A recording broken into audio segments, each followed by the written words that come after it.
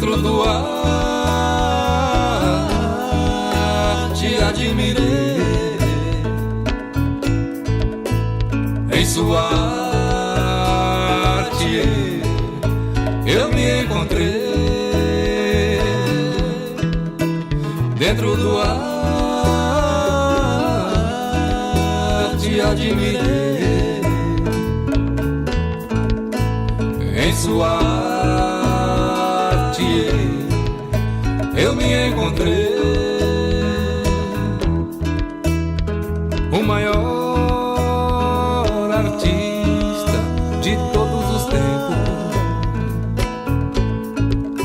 lá no próprio tempo eu que vivi no ar.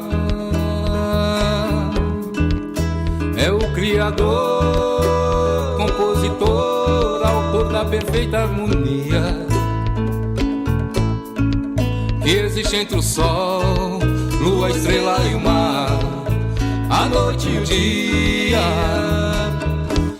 Ó rosa tão linda que com seu perfume a abelha chamou, cumprindo o trabalho que a rainha mandou, semeando nos campos as belezas da flor.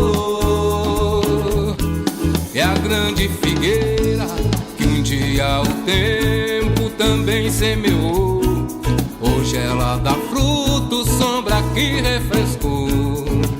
O ninho do passarinho que bateu asas e voou, que voou pelos ares, onde lá de cima tem a ampla visão, e voa cantando e acordando o peão, e dando-lhe força pra trabalhar.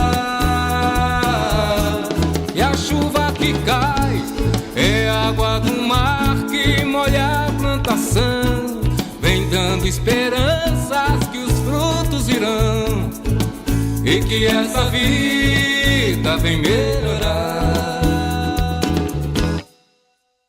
Dentro do ar